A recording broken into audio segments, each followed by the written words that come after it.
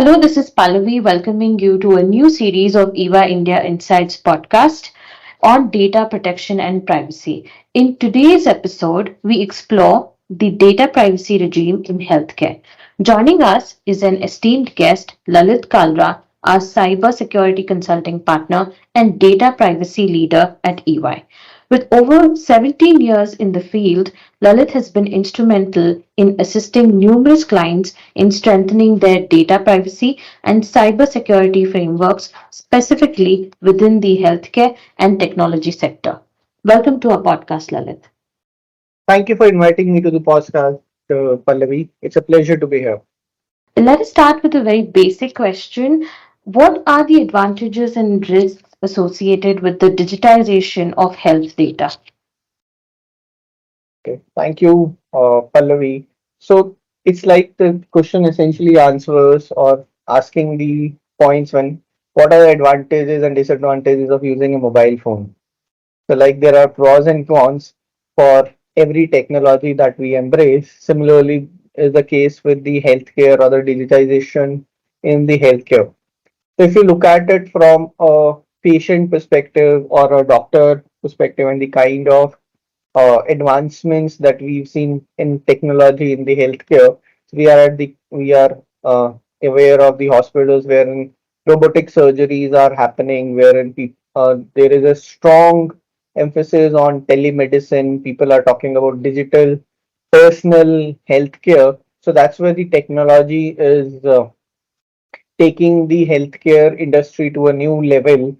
But at the same time, with this digitization, there is a lot of personal data that gets collected. And if you look at it from one perspective, it gives the control in the hands of the patient.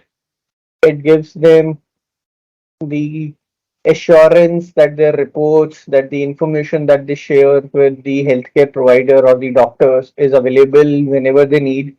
They, no longer have to carry all the reports or maintain all the records that you have in terms of the prescriptions that are shared with the patient. So those are not meant to be managed in hard copy any longer. Everything is available in the hospital management system or the HMS, what is what they call. But at the same time, because there is huge personal data, it is the first point for the attackers and the hackers from a cybersecurity perspective. The Traditionally, the healthcare sector has not been in the forefront of putting controls which would safeguard their systems from the external cybersecurity attacks or for that matter internal attacks. But in the last few years with some attacks on the healthcare, the industry per se is gaining traction in implementing cyber controls and implementing tools which will prevent the attackers from stealing data. So the from an advantage perspective, it improves the efficiencies at a hospital. It reduces cost. At the same time, it gives personal healthcare to a patient. As the data gets collected, the risk essentially is the misuse of data. How hospitals and the doctors are using that data for.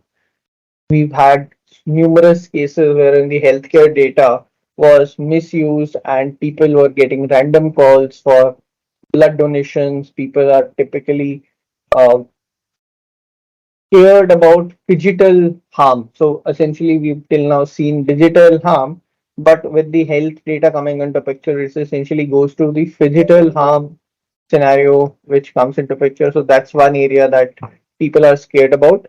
Then preventing it from external hackers and also ensuring that the internal users or the people who are not too much aware about security but have access to data, how are they handling that information is what the hospital industry is concerned about. And those are essentially the risks that they should be worried about. Now that we've established the advantages and risks, could you also explain us the key clauses of India's Digital Information Security in Healthcare Act, or popularly known as DISHA?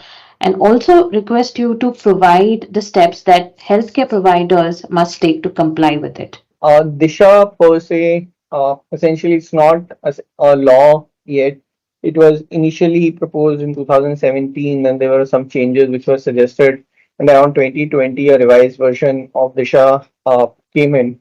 So essentially, the focus of DISHA is to ensure that the data which gets collected is has consent of the data owner and holds the data controller, or in this case, which would be hospitals or doctors, accountable for what happens with the data.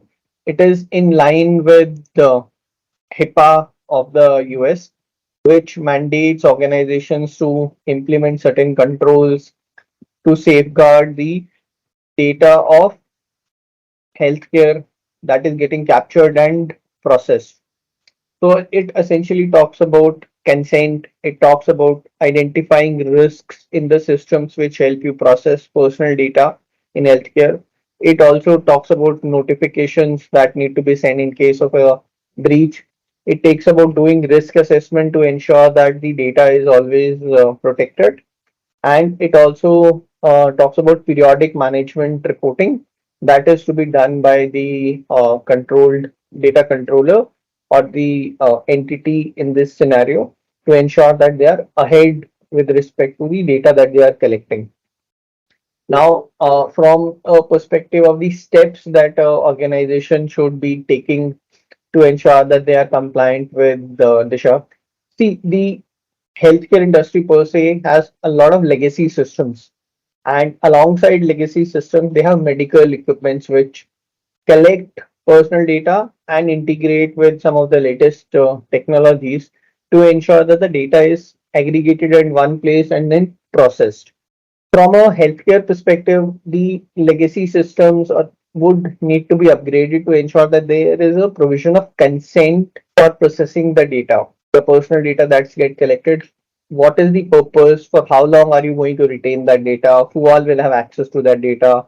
What are the third parties that will have access to that information? What kind of processing will happen on that information? All those things the organizations need to identify and ensure that there are appropriate controls implemented to safeguard the personal data.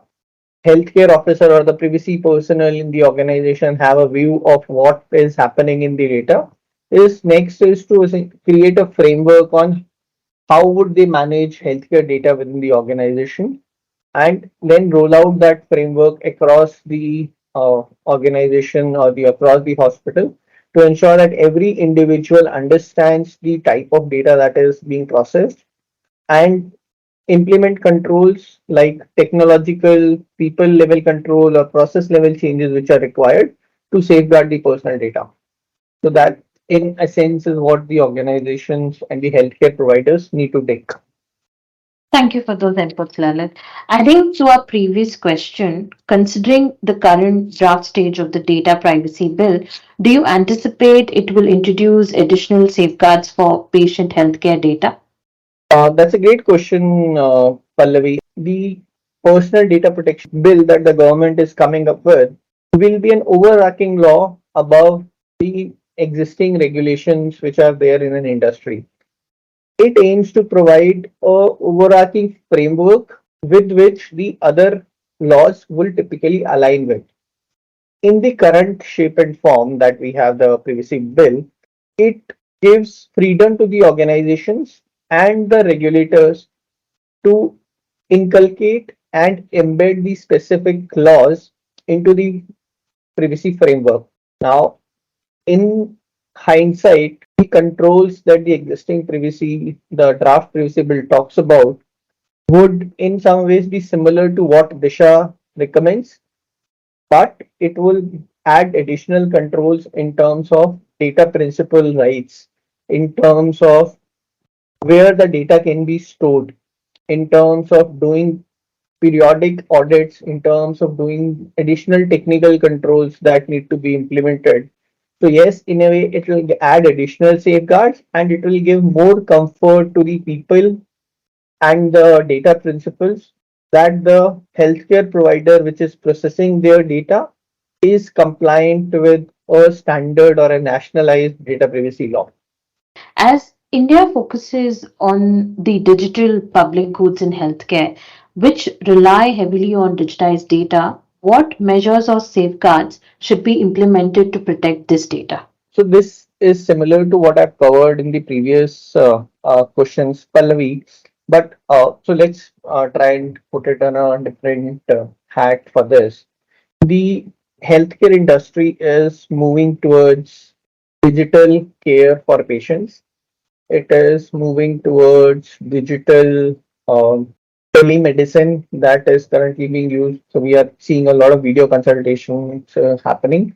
At the same time, there are equipments which are being created which will help the healthcare providers to personalize the healthcare plan and have them remotely monitored. So all the digital smartwatches that we wear, they are collecting a lot of data. And in the western part of the world, hospitals have actually started relying on the information that gets collected from a smart device and how can they utilize that for their regular monitoring. So, for example, a pacemaker which is set up in a patient, it can actually send real-time data to a doctor who can actually monitor the dosage which needs to be given to the patient based on the reading that the pacemakers give. So, with that in mind, the healthcare provider or the industry have a long way to go before they can actually start to be in a state wherein in a comfortable position and zone. It starts with the perimeter from a organization perspective. How do you safeguard the data that is being stored in the equipments and the servers of the organization? There you'll have to put controls at different layers. You'll have the perimeter layer, you'll have the application layer, and the others layer where you have to put technological controls. But in my view, the concern that the next level of concern that would start coming in is the medical equipment. So right now, a lot of those are legacy. There are very few controls which can be implemented on those, but those are connected to a IP. Those are connected to some of the systems by way of integrations and data sharing that happens in those. So those are the weak spots in the entire life cycle which need to be protected and for which the organizations need to identify controls and implement those on those weak spots and the medical equipment specifically. Moving on to the next question, concerns have been raised about the adequacy of data security measures in India despite existing laws. What are your thoughts on this matter? But we've seen India is essentially on the global lineup is one of the top five countries in terms of cyber attacks that are happening. The digitization which is happening in India is at a faster rate compared to the technological controls that are being implemented within the healthcare ecosystem. And from a laws perspective, the laws further need to be strengthened to ensure that the culprits or organizations which are not following the relevant practices are penalized and the relevant controls are implemented within them. So, from a laws perspective, there is still a long way for the organizations to cover. And the in terms of the private industry for healthcare, the organizations are still working on towards the controls, but in terms of the government space, they have a long way to go in terms of how the personal data is handled, how who all have access to that information, what are the technological controls that are implemented across the organizations. And one last question to you is, what are your insights on the potential benefits and risks associated with the use of generative AI in healthcare data? So it's one of my favorite topics nowadays, Pallavi. Or I would say, the buzzword in today's world, the Gen AI or the generative AI. So from a usage perspective, we've seen scenarios, we've seen Google come up with studies wherein the AI is able to, based on the data it is collecting, it is able to tell you whether you would be susceptible to a heart attack or susceptible to some forms of cancer. And this is based on the data that it collects. So the from a usage perspective, there are limitless use cases that are applicable from a Gen AI perspective. How many of those would actually be put to use is something that we all will have to wait and watch. I am actually a big fan of the benefits that the AI can bring on in terms of how the data handles, what are the models and the use cases that you can create. The entire telemedicine industry would actually change if AI use cases are actually put to a better use. The digital care that happens with AI coming into picture, those will go to a next level. I mean, the you'll have today you have a lot of people who are going into depression, or there are mental uh, stress which people are facing. Generative AI can play a critical role in identifying those and ensuring that those people get the actual right support as and when it is needed. In terms of risks, yes, it is a technology which comes with its pros and cons. From it will have to be protected. So right now in the world, there are people are talking about regulated and ethical AI, and there are specifically no regulations which are right now created and enforced on the usage of AI across healthcare or across the industry at large. But so we'll have to wait and see on how the AI usage and how the AI development is regulated.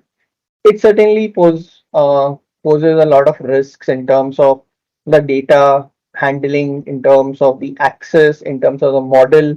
Where does it stop in terms of decision making? Because the one of the critical use cases in healthcare for Gen AI is the decision making. How much would you rely on AI for an automated decision making, depending on what line of prescription need to be defined, what line of prescription needs to be given to a patient. So all those would take some time before those are actually put to use. But yes, certainly there is a need for controls and ethical AI and regulated AI before it is actually put to the practical use. Thank you, Lalit, for all those insights, and thank you for spending your time with us today and sharing all those insights on data privacy regime in healthcare sector. Thank you, Pallavi. It's a pleasure. On that note, we come to end of this episode. If you would like us to explore other such topics on data privacy, please do leave us some suggestions that you would like us to deep dive into. Thanks for listening in. Goodbye for now.